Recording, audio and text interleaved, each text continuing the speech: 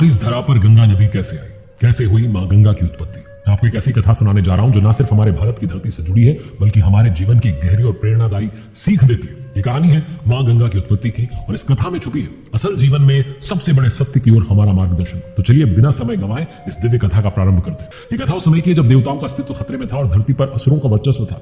उस समय दैत्यराज बलि ने स्वर्ग, पृथ्वी और नरक तीनों लोगों पर अपनी सत्ता स्थापित कर ली थी। बलि अपने गुरु शुक्राचार्य के मार्गदर्शन में बहुत बड़ा यज्ञ करवा रहे थे और अपने दानवीर होने की वजह से सभी से प्रशंसा प्राप्त कर रहे थे। बलि के इन यज्ञों और दान दक्षिणाओं ने उनकी शक्ति को और बढ़ा दिया था और ये भूल गए थे कि दानवीर होने का अहंकार देवताओं के लिए घातक हो सकता है। स्वर्ग के देवता जो कभी शक्ति के स्वामी थे अब बलि के राज्य में दबे हुए थे और उन्हें अपनी सुरक्षा के लिए असुरों से मदद लेनी पड़ रही थी। असुरों के आतंक से त्रस्त होकर देवता जब भगवान श्री विष्णु के पास मदद के लिए पहुंचे तो प्रभु ने उन्हें अपने अवतार की योजना समझाई। वामन अवतार वो अवतार था जिसमें भगवान विष्णु ने एक छोटे से ब्राह्मण बालक का रूप लिया। उनका उद्देश्य था असुरों के अहंकार को तोड़ना, देवताओं को पुनः स्वर्ग दिलवाना। जब वामन देव दैत्यराज बलि के यज्ञ स्थल पर पहुंचे तो वहां एक अजीब सा दृश्य था। सभी लोग वामन देव को देखते ही हंसी में डूब गए क्योंकि एक छोटे से ब्राह्मण बालक से बड़े राजाओं और असुरों को डरने की बात समझ नहीं आ रही थी। बलि ने वामन देव का स्वागत किया और पूछा कि क्या चाहते हो ब्राह्मण बालक, तुम्हारे लिए क्या मांगने का समय। वामन देव मुस्कुराए और कहने लगे, राजन मैंने सुना है कि आप दानवीर हैं तो मुझे केवल इतनी भूमि चाहिए जितनी में मैं 3 पग में नाप सकूं। ये सुनकर के सब लोग हंस पड़े क्योंकि किसी ने सोचा नहीं था कि वामन देव इतनी कम भूमि मांगेंगे।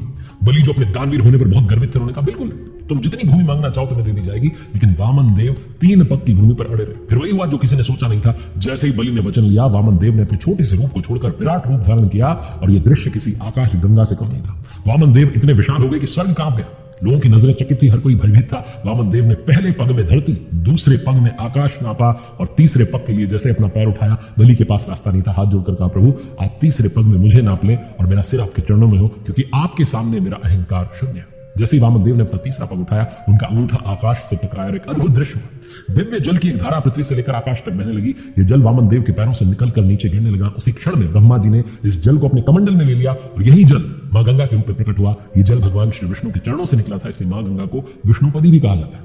मां गंगा का जन्म तब हुआ तो ये जलधारा न केवल दिव्य थी बल्कि इसका हर कण पवित्रता और अमृत से भरा था। इस जल की शक्ति बहुत अधिक थी और इसे पृथ्वी पर लाना एक विशाल कार्य था। अब कथा में आता है भागीरथ का नाम। भागीरथ एक महान तपस्वी थे। उन्होंने मां गंगा को पृथ्वी पर लाने के लिए कठोर तपस्या की ताकि अपने पूर्वजों को मुक्ति दिला सके। भगवान शिव से मां गंगा की जलधारा को धरती पर आने की अनुमति मिली, लेकिन मां गंगा का वेग इतना शक्तिशाली था कि पृथ्वी पर गिरने में कोई भी प्राकृतिक शक्ति से सहन नहीं कर सकती थी। तब भगवान शिव ने अपनी जटाओं में गंगा को समाहित किया। उन्हें गंगाधर कहा जाता है क्योंकि उन्होंने गंगा को अपनी जटाओं में रखा। फिर भागीरथ की तपस्या से प्रसन्न होकर भगवान शिव ने अपनी एक जटा को खोला और मां गंगा पृथ्वी पर बहने लगी।